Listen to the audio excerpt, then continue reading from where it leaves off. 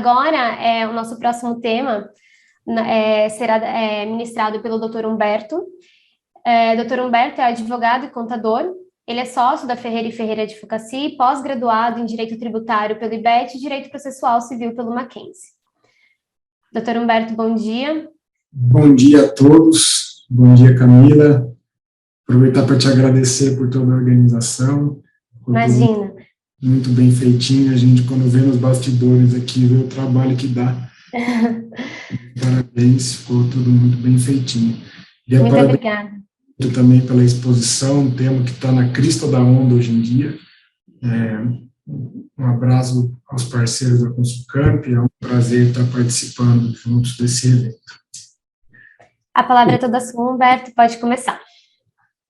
Obrigado, Camila. O tema aqui, primeiramente, bom dia a todos, obrigado pela presença de cada um de vocês. O tema que vai ser objeto da minha breve exposição aqui é um tema que também está na crista da onda. Eu acho que é um tema que todos que estão aqui, no mínimo, já ouviram falar e a maioria já se preocupou com alguma coisa em relação a isso, que é a tal da exclusão do ICMS da base de cálculo do PIS e da COFINS. Então, isso é uma novela que está aí no Poder Judiciário há algumas décadas e que, nos últimos 2 anos, começou a apontar para um desfecho. Em 2017, teve a decisão de mérito do recurso extraordinário no STF, dizendo que o ICMS não compõe a base de cálculo do PIS e da COFINS. E de 2017 até agora, 2021, se instaurou uma briga a respeito de qual ICMS que vai ser excluído da base, se é o ICMS a pagar, se é o ICMS destacado na nota, se eu tenho que me preocupar com o ICMS contido nos créditos de PIS e COFINS.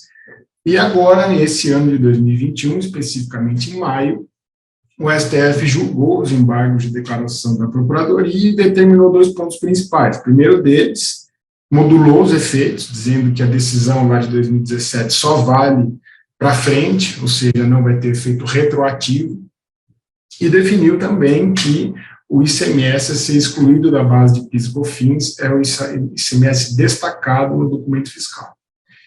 Então, dessa decisão, a gente tem uma infinidade de problemas. Depois da minha apresentação aqui, o Wesley vai falar a respeito dos efeitos contábeis dessa decisão, e eu separei aqui 3 pontos que, na minha visão, são pontos que a gente tem recebido muita pergunta dos clientes. Isso são questões que são basicamente interpretativas em relação à norma que decorreu desse julgamento do STF. Quando o STF julga um caso em repercussão geral, ele cria um tema, e esse tema ele passa a compor o ordenamento jurídico, porque a repercussão geral, como vale para todo mundo, ele não é lei, não decorre, obviamente, do Poder Legislativo, mas ele tem um comando impositivo muito semelhante, então ele vai compor o ordenamento jurídico.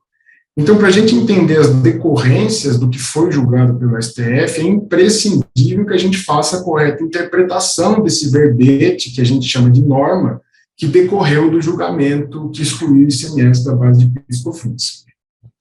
Então, quando a gente passa para a avaliação do que foi julgado no tema 69 da repercussão geral, a gente tem lá o verbete da tese que decorreu. Lógico, o acórdão em si, ele é muito extenso, então ele tem, eu não lembro de cabeça, mas deve ter mais de uma centena de páginas, mas de tudo aquilo de fundamento decorre uma norma, e essa norma ela foi expressa no seguinte sentido: o ICMS não compõe a base de cálculo para incidência de PIS e COFINS. Então, a gente precisa ficar dentro desse contexto aqui, não tem como fazer interpretação fora do que foi definido pelo STF, como tem sido feito por várias empresas e principalmente pela Receita Federal. Então, quando a gente vai na legislação que define o PIS e a COFINS, ela disciplina que a base de cálculo do PIS e da COFINS é o total das receitas auferidas no mês pela pessoa jurídica. Então, veja, o STF ele decidiu que o ICMS não compõe a base de cálculo, por determinação legal, a base de cálculo é a receita, então eu não posso fugir disso, tem que ficar dentro do conceito de receita oferida pela pessoa jurídica.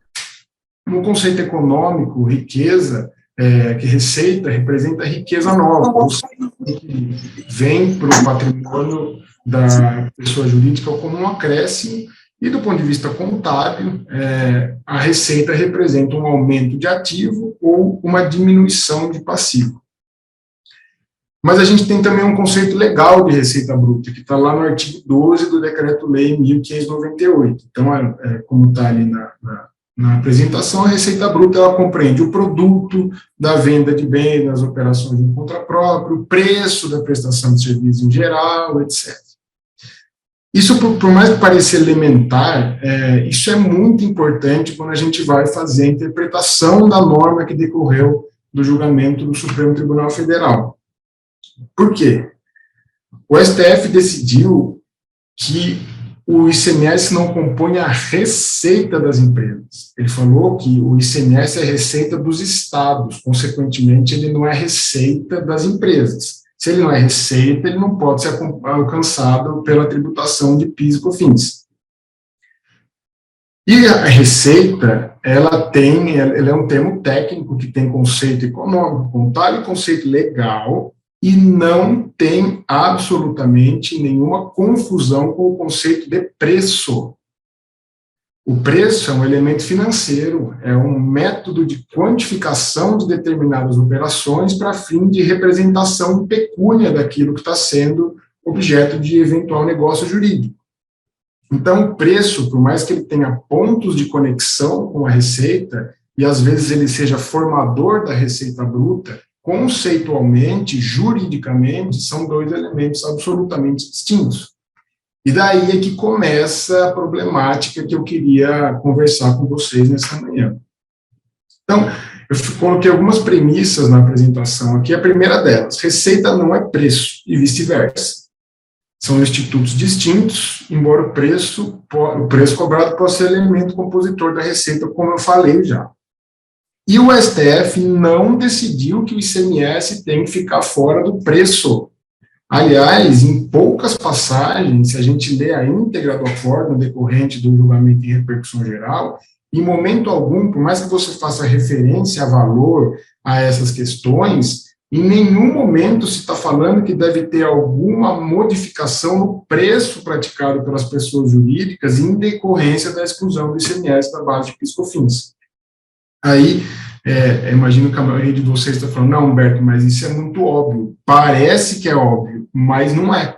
Tanto que, decorrente dessa confusão entre o conceito de preço e o conceito de receita, a gente tem dois problemas que nossos clientes, os contribuintes em geral, vêm enfrentando. O primeiro deles é essa briga que a Receita Federal vem provocando com os contribuintes, quer dizer que eu sou obrigado a retirar o meu ICMS da minha base compositora dos créditos e PIS/COFINS da não cumulatividade. Então, segundo a Receita Federal, ela fala, olha, se você vai excluir o ICMS da base de PIS/COFINS na venda, consequente, logicamente, você tem que excluir da compra também. Você não pode tomar crédito com ICMS na base de PIS/COFINS. Essa é a primeira questão. A segunda questão é que nós temos recebido semanalmente perguntas de clientes aqui dizendo, Humberto, recebi uma notificação de um cliente meu falando que eu tenho que reduzir meu preço por conta da exclusão do ICMS da base de PIS/COFINS, porque agora, como eu tenho um PIS e PIS/COFINS menorzinhos por conta da exclusão do ICMS, consequentemente eu deveria praticar um preço menor. E isso dá problema. Então, são dois efeitos que têm sido gerados em decorrência dessa confusão entre preço e receita, que é o foco dessa minha primeira parte da interpretação, da apresentação.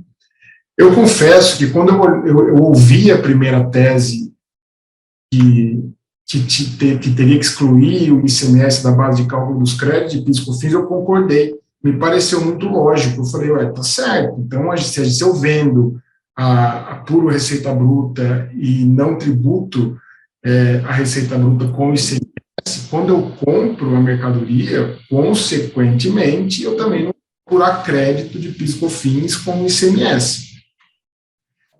Mas depois, refletindo um pouco mais, porque normalmente a nossa primeira impressão é sempre equivocada quando a gente vai estudar um pouquinho mais, quando a gente vai visitar a legislação de PIS e COFINS para entender como que é a formação do crédito de PIS e COFINS, a gente vai lá no artigo 3º das leis 10.637 e 10.833, que regulam o PIS e COFINS não cumulativos, e a gente vê lá que do valor apurado na forma do artigo 2º, que é a receita bruta vezes a alíquota, a pessoa jurídica poderá descontar créditos calculados em relação a. Aí vem o rol do artigo 3º, que é conhecido, bens adquiridos para revenda, aluguéis, insumos, etc.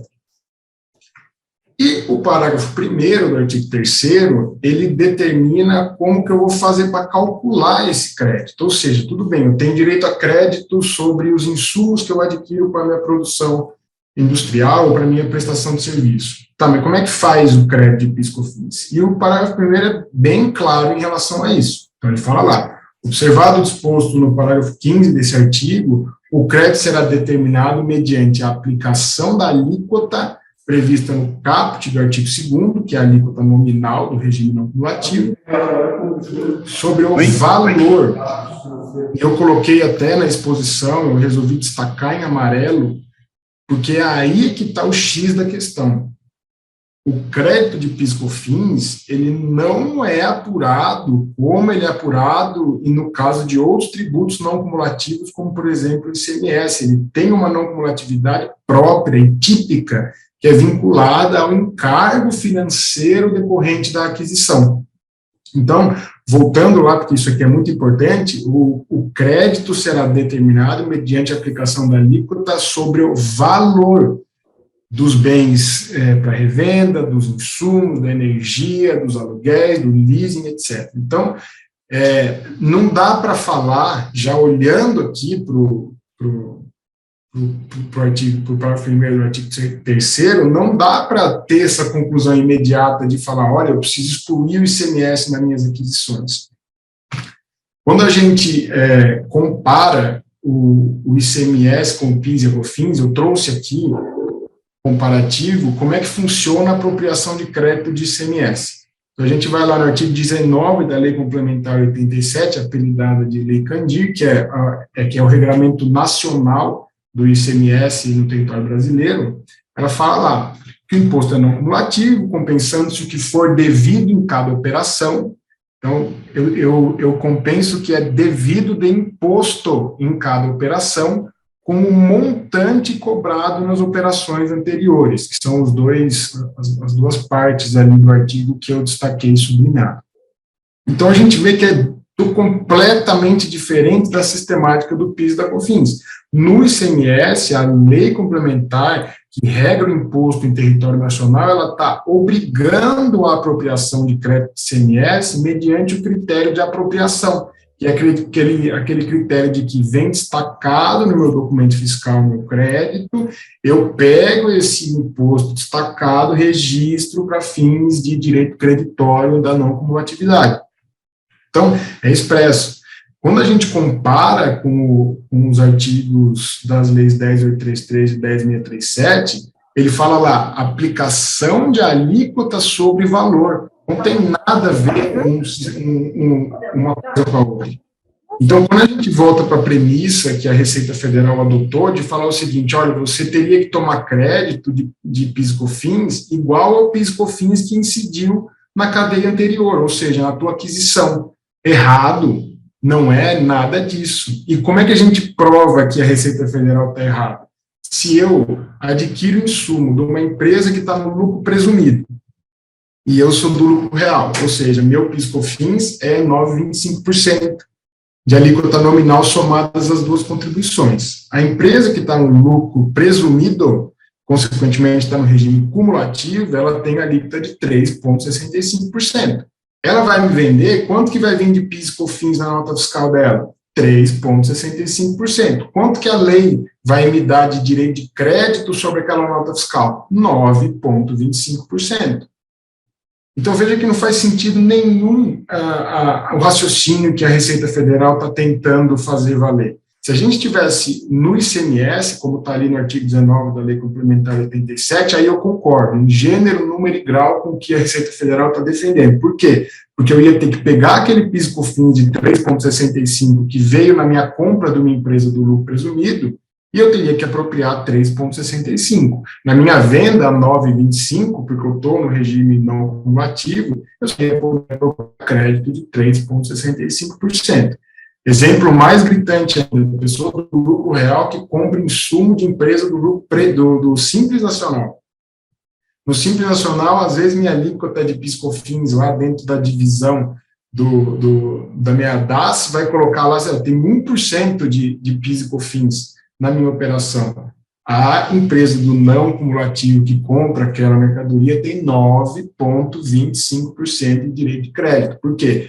Volta lá no artigo 3º, é a aplicação de alíquota sobre o valor dos insumos adquiridos, não tem nada a ver com a contribuição que foi destacada na etapa anterior.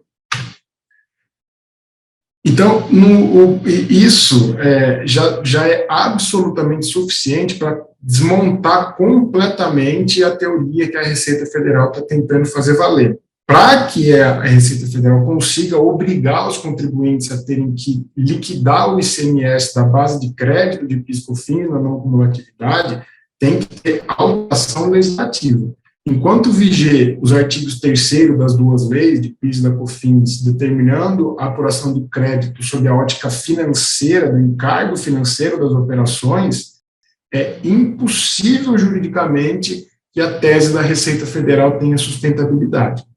Isso simplesmente olhando para a lei. E tem um ponto que é mais grave ainda nesse caso, que é o fato de o processo do qual decorreu a norma que a gente está estudando lá, que é a exclusão do ICMS da base de PIS/COFINS, ninguém falou nada naquele processo a respeito do crédito. E, inclusive, a própria Procuradoria da Fazenda Nacional, quando ela se manifestou sobre essa tese que a Receita Federal, inclusive, publicou em ato normativo já, a Procuradoria se manifestou no seguinte sentido, ela falou, olha, é impossível a gente falar dessa discussão a respeito dos créditos, porque isso não foi objeto do recurso extraordinário que foi julgado em repercussão geral. Então, tem dois problemas, um é processual e o outro é um problema de legislação propriamente dita. Tem um sério e um gravíssimo equívoco entre conceitos de preço e conceito de receita bruta. E conceito de apropriação de crédito por transferência, que é o caso do ICMS, e a apropriação de crédito por encargo financeiro e econômico da operação. E para fechar essa questão, nas próprias leis 10.833 e 10.637, que é o que trata dos créditos da não cumulatividade PIS/COFINS, ele fala expressamente no parágrafo 10, ele fala o valor dos créditos apurados de acordo com esse artigo não constitui receita bruta da pessoa jurídica, servindo somente para a dedução do valor devido da contribuição. Então, isso aqui encerra de uma vez por todas. Por quê? Voltando lá no começo, na tese do STF, o que o STF julgou? O STF julgou que o ICMS não compõe a base de cálculo para a incidência de PIS/COFINS. A base de cálculo é a receita oferida no mês. Então, quando a gente vem para o parágrafo 10 do artigo 3º, ele fala que o valor dos créditos não compõe receita bruta. Se o crédito não é receita bruta, se o crédito está vinculado a preço, consequentemente, mais um motivo muito contundente da tese da Receita Federal de necessidade de liquidação dos créditos ser improcedente. A própria lei fala, crédito não é receita bruta da pessoa jurídica, ele é só um parâmetro, ele serve somente para a dedução do valor devido à contribuição. Então, conjugando esses elementos, tanto a parte legal, jurídica, tributária, de uma interpretação relativamente simples, a gente olhou aqui meia dúzia de dispositivos legais, não precisou aprofundar muita coisa, para entender que é uma tese forçada. Por lógica, como eu disse, na primeira vez que eu ouvi a tese da Receita Federal, até simpatizei com ela, por lógica faz todo sentido, você vai vender sem ICMS na base de PIS/COFINS, você vai comprar também sem. mas não é assim. Infelizmente, o sistema tributário vigente hoje, ele não dá consequência a essa tese. Às vezes, o que é lógico não é jurídico. O que está previsto em lei é o que tem que ser obedecido, ainda que a lógica não esteja junto com o raciocínio legal. Então, nós temos aqui, coloquei algumas conclusões imediatas e necessárias, que o crédito PIS/COFINS não configura receita, e isso não sou eu que estou dizendo, é o parágrafo 10º do artigo 3º das leis 10.833 e 10.637. Preço e receita são dois conceitos distintos, não podem ser confundidos. O STF decidiu que o ICMS não compõe a receita, mas ele não decidiu que o ICMS não compõe o preço. Enfim, é absolutamente legal, como eu já mencionei aqui, essa tese defendida pela Receita Federal, porque ela não tem respaldo jurídico. E aí fica a pergunta, tudo bem, Humberto, é ilegal, tá bom, a Receita Federal está errada, tudo bem, mas eu estou garantido de que não vou ter nenhum problema na minha empresa relacionado a isso. A gente sabe que garantir segurança num país em que a insegurança jurídica é tão grande, é impossível, e qualquer profissional que lide com lei ou com contabilidade que dê uma segurança absoluta para qualquer empresa, ele vai estar sendo irresponsável, porque aqui, se não tem segurança jurídica, você não pode dar segurança de que certa pessoa não vai ser questionada pelos entes tributantes. Entretanto, eu tenho, e isso é uma opinião pessoal que eu queria dividir com vocês, eu tenho visto várias pessoas conversando a respeito, devo entrar com mais um mandado de segurança, devo procurar o Poder Judiciário para proteger o meu direito de preservar os créditos da não cumulatividade PIS/COFINS com o ICMS.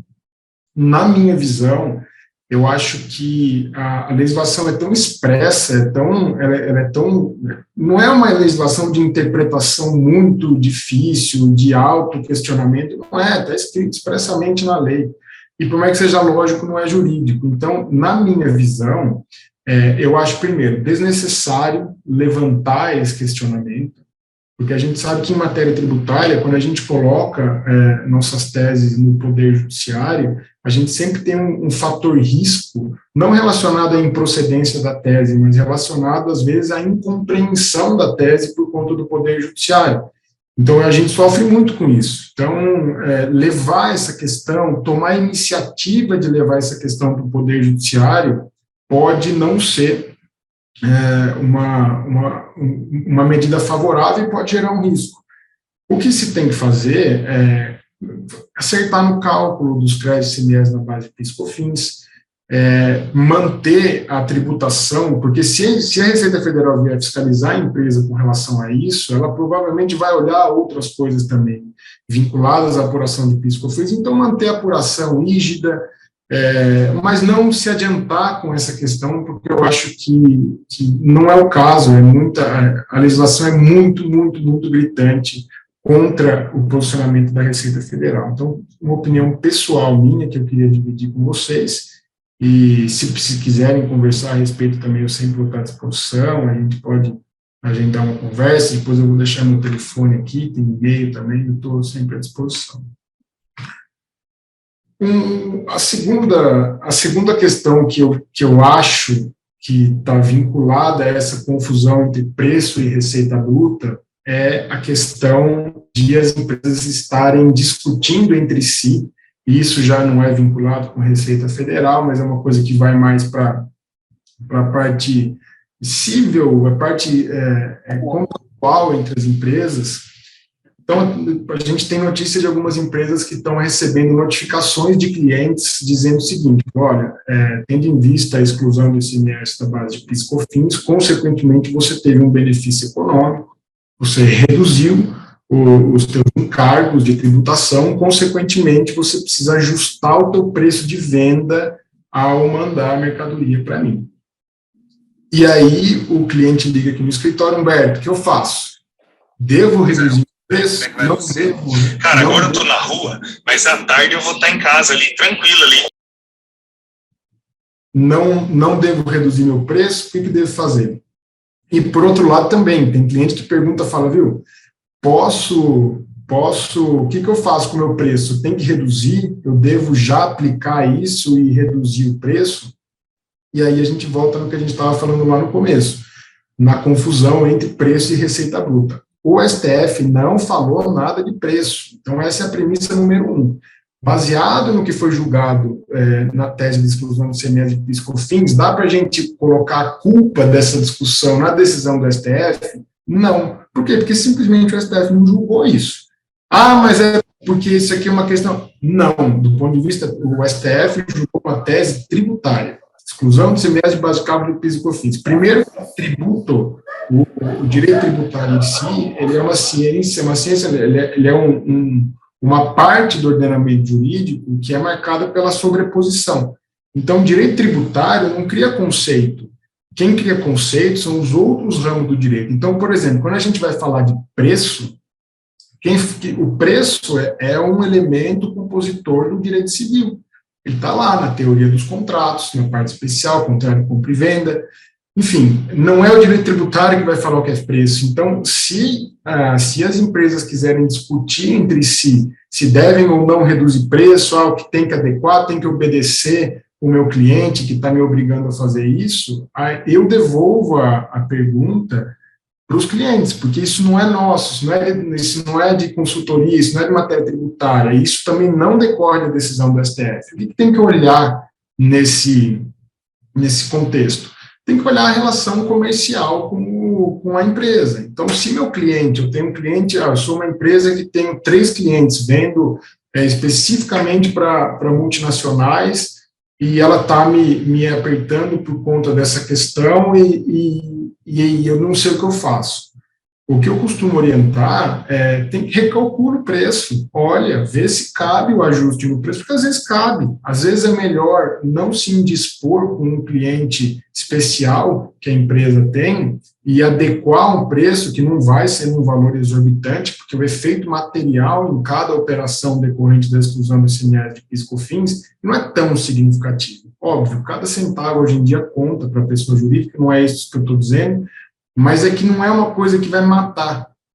Então, é nesse ponto que eu acho que cabe a reflexão, não tendo em vista questão jurídica, tributária, decisão do STF, isso é uma coisa comercial, uma coisa gerencial.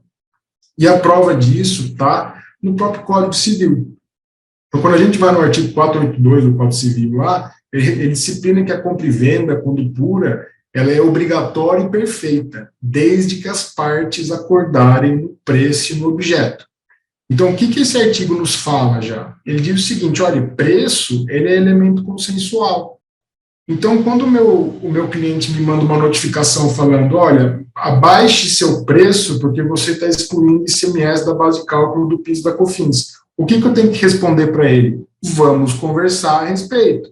Agora, isso não pode ser uma oposição. Primeiro, por conta do artigo 482 do Código Civil. Preço é elemento consensual. E quando a gente vai para o artigo 489 do Código Civil, ele é mais grave ainda, porque ele fala, nulo é o contrato de compra e venda quando se deixa ao arbítrio exclusivo de uma das partes a fixação do preço. Então, o cliente que me obriga a reduzir meu preço por conta da decisão do STF na base de cálculo do PIS da COFINS, ele está tornando o negócio jurídico nulo. Por quê? Porque ele está me forçando a praticar um preço que eu não quero. E isso tem regramento expresso no Código Civil. Não tem nada a ver com direito tributário, não tem nada a ver com decisão do STF. Então, tanto eu, quando vou reavaliar o meu preço em relação a essa exclusão, eu tenho obrigação de fazer? Não. Aí eu tenho obrigação de aceitar o pedido do... Não, também. Ninguém tem obrigação de nada. Por quê? Porque por conceito e por determinação legal do 482 e 489 do Código Civil, o preço ele tem que ser consensual. Negócio jurídico com preço que não é consensual é nulo. Então, baseado nessas premissas aqui, fica assim, mata a questão relacionada à questão do preço. O preço é o seguinte, dá para ajustar? Consigo melhorar o preço? Meu cliente é tão importante para mim que justifica eu, em vez de ter um ganho financeiro por conta da exclusão do ICMS, eu ter eu ter a manutenção do cliente, que é importantíssimo, reduz o preço. Ou não, eu já não aumentei, eu já tinha um custo que tinha aumentado e eu não repassei no preço, então agora eu vou aproveitar isso para recompor aquele custo meu que tinha aumentado e eu não repassei, e eu vou optar por, infelizmente, não reduzir meu preço. Não reduzo, não tem problema nenhum, porque a legislação protege os jurisdicionados e os cidadãos, as empresas, toda pessoa que participar do negócio jurídico a ter o direito de ter consenso em relação ao preço de determinada operação. Então, coloquei a questão fulcral aqui: devo ou não reduzir meu preço de venda a pedido do meu cliente? Sobre a ótica jurídica, não. É uma questão comercial, uma questão gerencial. E os elementos a serem sopesados são relacionamento, impacto no resultado, compreensão da operação global, etc, etc, etc. Sugestão: recalculem o preço com base no que aconteceu do ICMS na base de PIS/COFINS e entendam se cabe a redução, se não cabe. Obviamente, eu não reduziria espontaneamente, porque, óbvio, acho que o contribuinte tem o direito de fruir dessa pequena redução que teve na sua tributação, não vai automaticamente sair por aí reduzindo o preço, mas se o cliente solicitar essa revisão, eu sugiro que pensem e sopesem esses elementos que eu sugeri na minha apresentação, e se for o caso, reduz, porque mal não vai fazer. É melhor manter o negócio do que ser intransigente com o cliente e acabar perdendo receita ainda mais nessa época tão complicada que a gente se encontra. Esses eram os dois primeiros pontos que eu queria refletir com vocês, e o terceiro deles, a gente tem também raciocinado bastante aqui em relação às decorrências da exclusão do ICMS da base de PIS/COFINS para aqueles débitos que eu já lancei. Então, a gente tem algumas situações. Então, eu tenho o débito que está lançado e está no meu conta corrente lá da Receita Federal sem pagar. Eu tenho o débito que está lançado e está inscrito em dívida ativa e eu não paguei. Eu tenho débito em execução fiscal. Eu tenho, às vezes, débito em execução fiscal que está embargada por outros motivos, porque eu não concordei com a autuação de PIS/COFINS, por exemplo. E aí, como é que faz?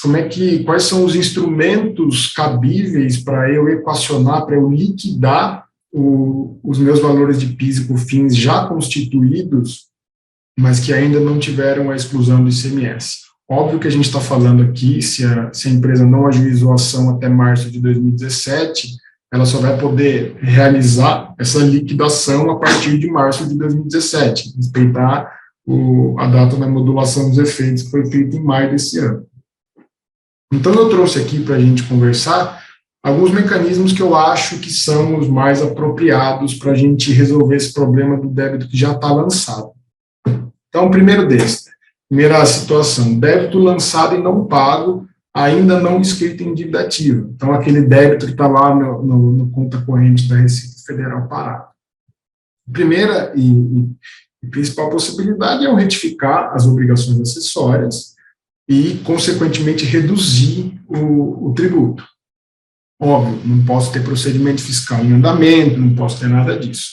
Normalmente, quando eu reduzo o tributo mediante retificação de obrigação acessória, eu vou receber uma intimação da Receita Federal para justificação, mas isso daí é simples, é só apresentar falando que excluiu o ICMS na base de PIS/COFINS, tem fundamento na tese 69 da repercussão geral, etc. A Receita Federal, inclusive, ela já está preparada para ter esse tipo de observação, esse tipo de procedimento. Aí, se eu tiver procedimento fiscal em andamento, ou seja, eu não consigo retificar as minhas obrigações acessórias espontaneamente, o que eu acho, e isso é minha opinião, até aceito se alguém tiver algum procedimento diferente, e queria até ouvir, porque é sempre bom a gente aprender. Eu acho que a medida ideal é um requerimento administrativo de revisão. Então, eu posso, porque se eu tiver um procedimento fiscal em andamento, consequentemente, eu tenho uma autoridade fiscal vinculada a ele. Essa autoridade fiscal, além de estar vinculada à lei, às instruções normativas e a tudo mais, ela também está vinculada ao que o STF decidiu.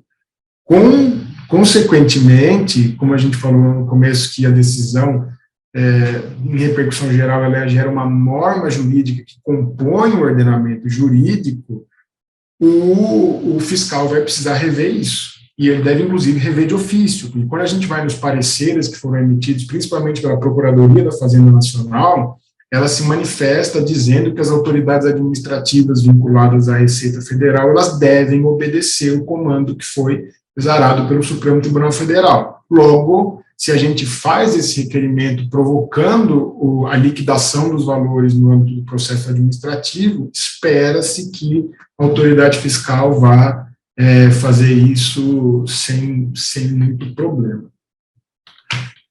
Débitos lançados e não pagos, já inscritos em dívida ativa da União, mas ainda não executados. Para esse procedimento, a Procuradoria tem ela criou até um formulário, tem lá no portal Regularize, tem um procedimentozinho que é eletrônico, é até muito bem feito o procedimento, é bom, ele tramita, é legal, às vezes que a gente precisou dele aqui no escritório, ele é um procedimento que é bom, que é o PRDI, Procedimento de Revisão de Débito Inscrito em Dívida Ativa. Ele está lá no portal Regularize, se alguém não conheceu o procedimento, depois pode me perguntar, me manda e-mail, eu mando o link. Ele é um formuláriozinho, você tem lá um campo para colocar fundamentação, etc., e você pede a revisão do débito inscrito. Na minha visão, isso deve resolver, porque eu, pessoalmente, já precisei do PRDI em alguns trabalhos aqui para outros assuntos, e ele funcionou bem.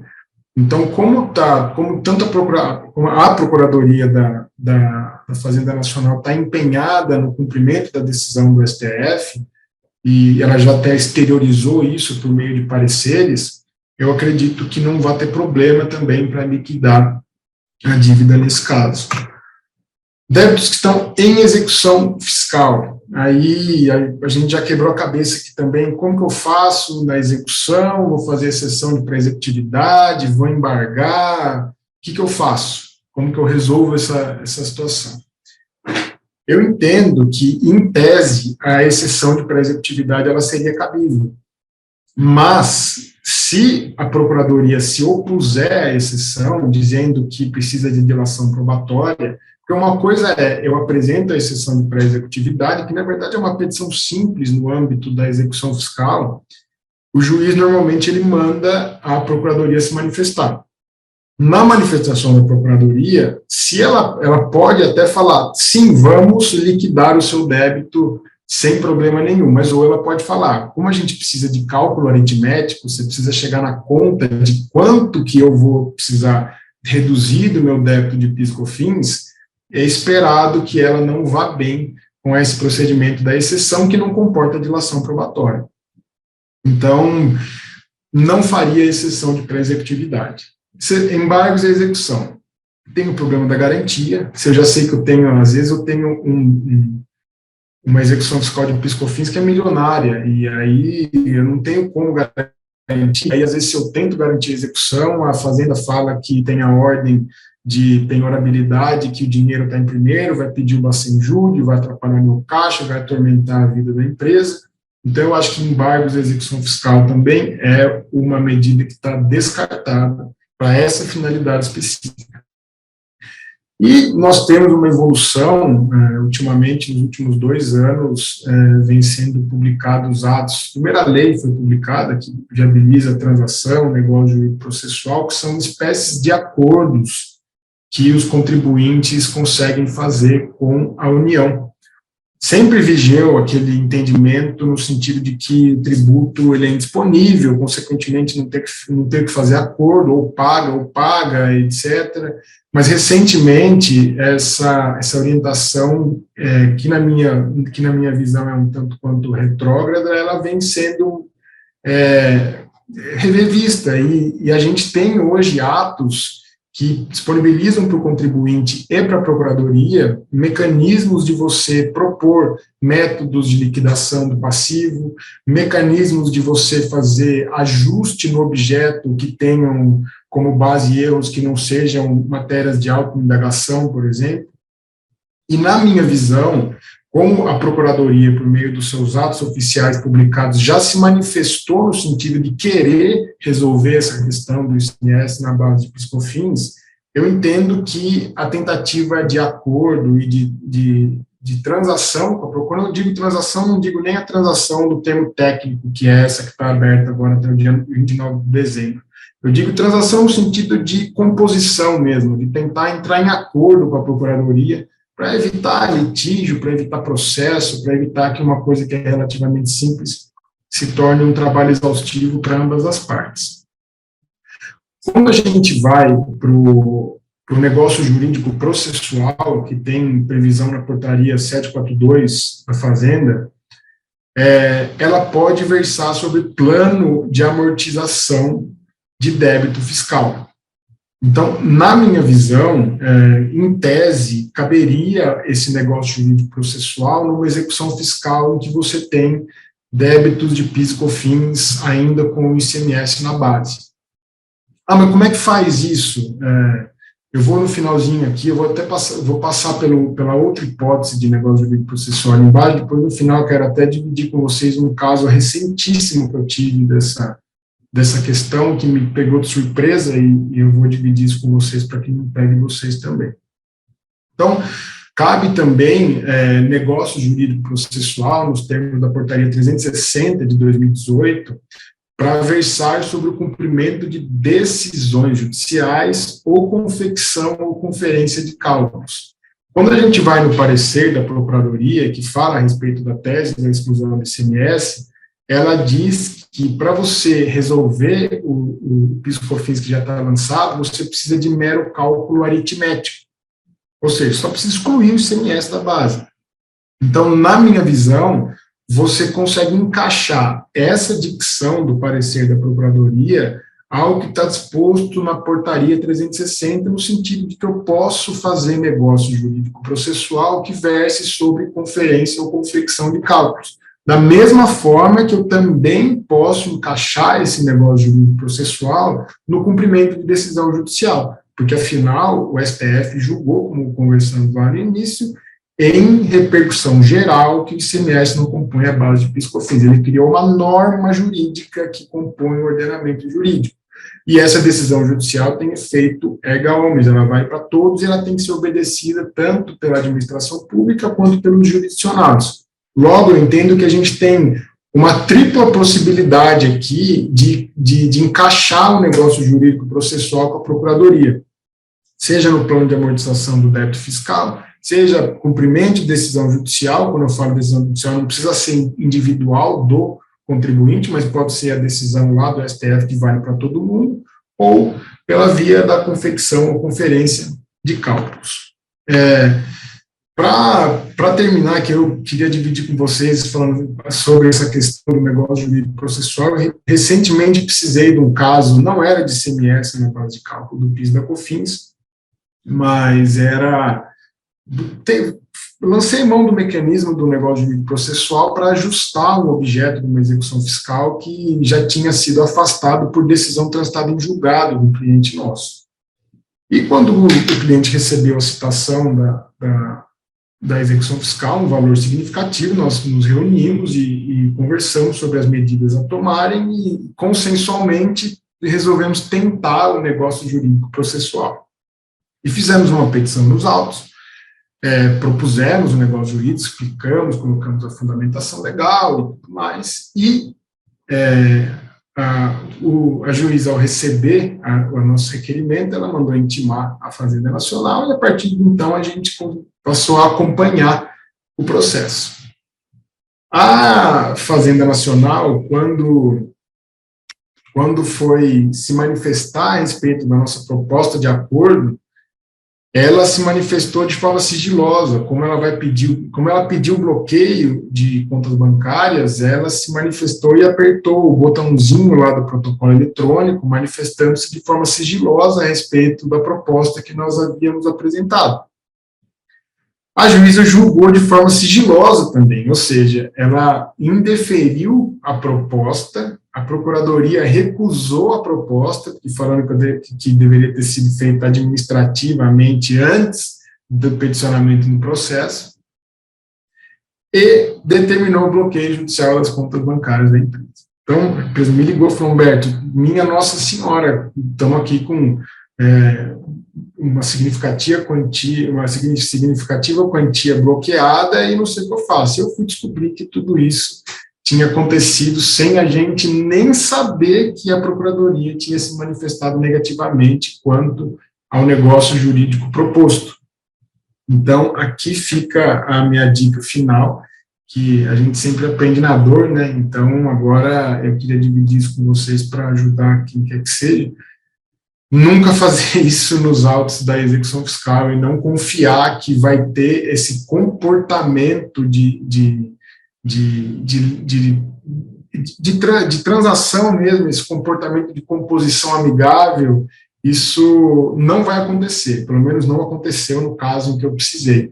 Então, na hipótese de vocês decidirem por lançar mão de proposta de negócio jurídico processual com a Procuradoria, não o façam na execução, não esperem que isso vai impedir medidas de bloqueio judicial, penhora de bens, etc., porque não vai.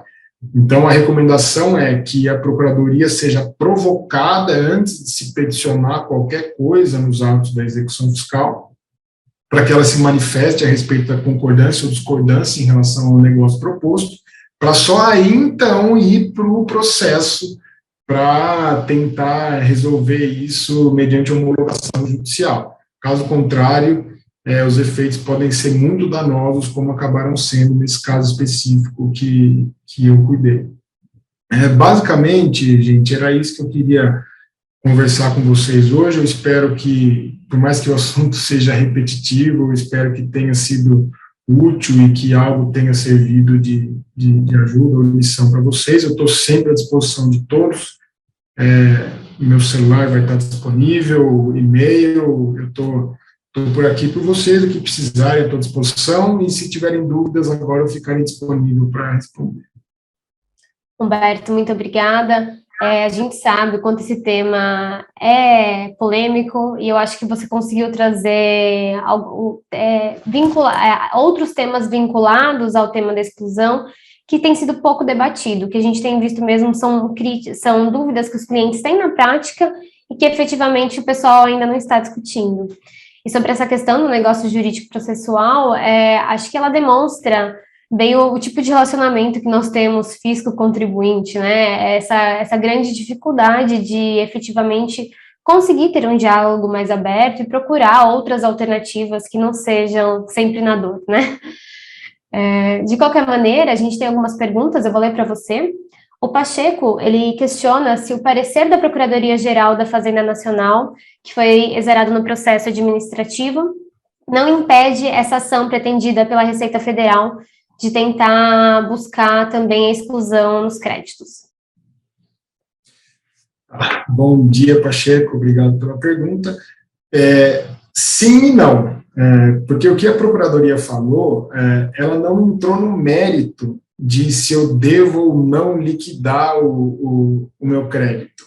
Eu estou até com o parecer aberto aqui, e ela fala especificamente que a impossibilidade da adoção dessa tese, ela está vinculada ao não tratamento do assunto no recurso extraordinário que excluiu o ICMS na base de PIS/COFINS. Então, veja que a Procuradoria ela não se manifestou quanto ao mérito de eu dever ou não mexer no meu crédito. Ela simplesmente falou, olha, com base no tema da repercussão geral 69, você não tem que fazer isso, não foi discutido. Então, por decorrência jurídica daquela tese, você não precisa fazer nada.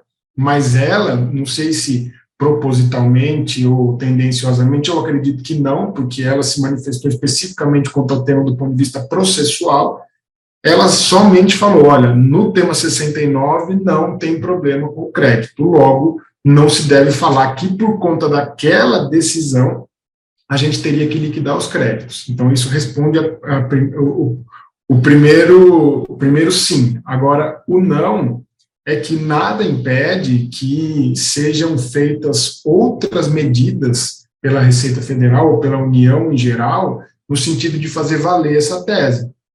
Eu acho difícil que ela tenha procedência, por todas as razões que eu já explicitei, mas é possível que venham atos normativos da Receita Federal, que ela consiga montar uma interpretação extensiva do que foi decidido pelo STF. Então, assim, pode acontecer. Não é absoluta certeza que a Receita Federal vai deixar esse assunto para lá. O que eu acho mais provável de acontecer, não digo nem provável, mas o que seria mais correto acontecer seria a alteração legislativa. Para que a tese da Receita valha, precisa mudar o artigo 3º da 10833 e da 10637. Enquanto isso não acontecer, na minha visão, fica difícil para a Receita Federal sustentar o que ela está falando. Mas, então, sintetizando, a Procuradoria não entrou no mérito, ela falou só que esse assunto não está no tema 69. Consequentemente, nada impede que a Receita Federal use outros mecanismos para tentar fazer valer a tese dela. A gente tem mais uma pergunta, Humberto. A Priscila, da Anacom Contabilidade, disse que eles entendem que o valor do ICMS a ser considerado para excluir da base de cálculo do PIS e da COFINS as operações de saída é o destacado na nota fiscal. Mas ao efetuar uma venda para um consumidor final, o IPI é somado na base de cálculo do ICMS.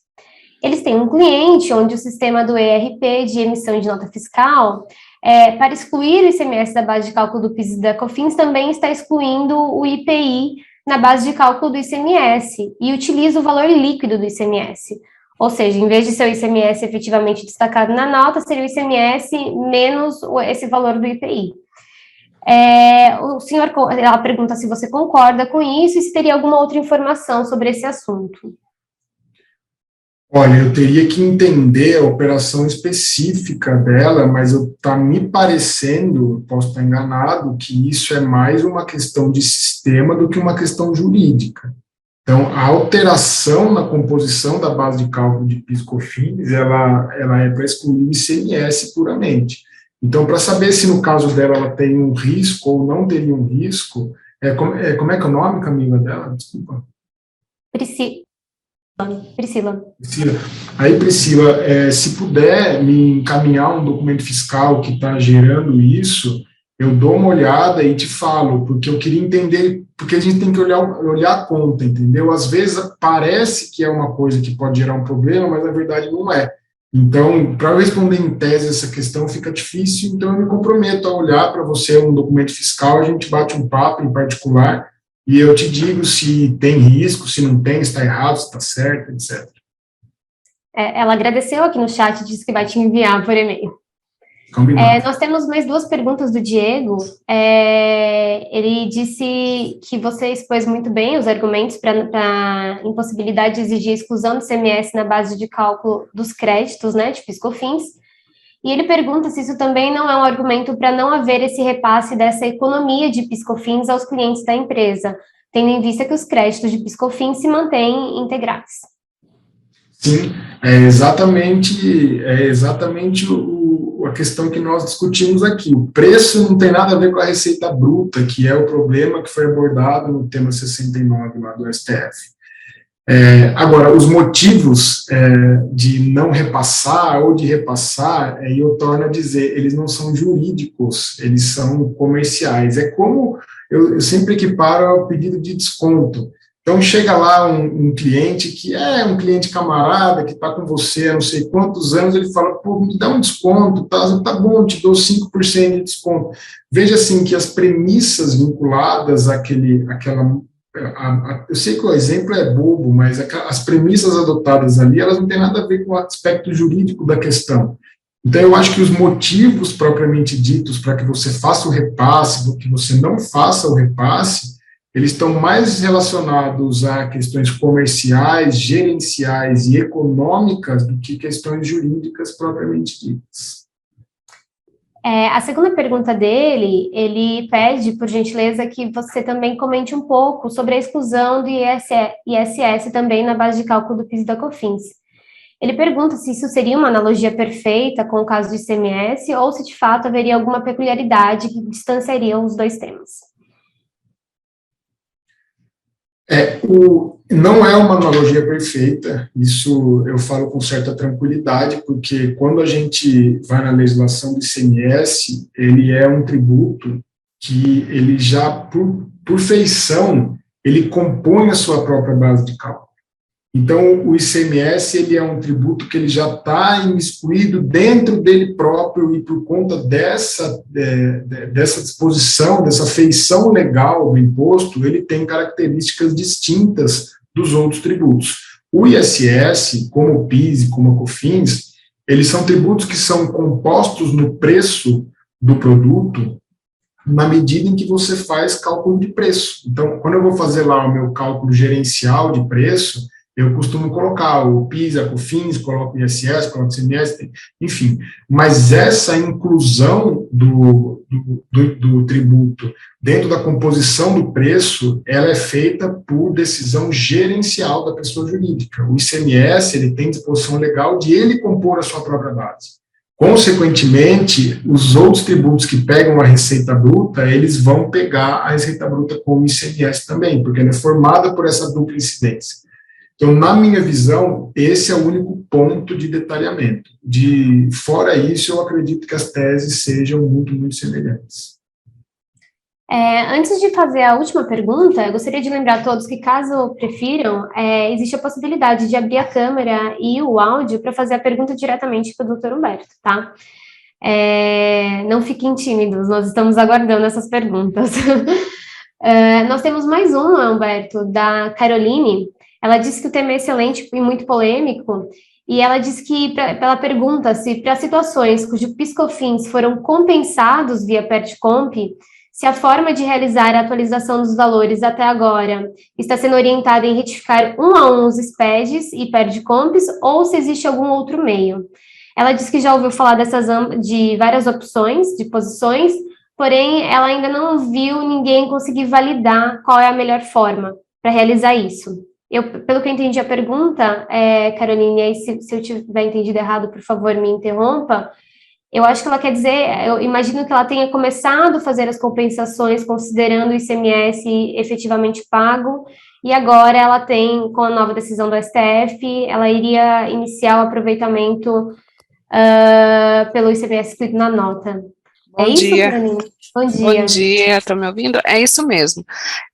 A gente fez a compensação via PERT-COMP, por exemplo, e eu não tenho validação de como realizar agora a exclusão do ICMS, né? Porque não foi efetivamente pago, né? Foi pago via PERT-COMP, né?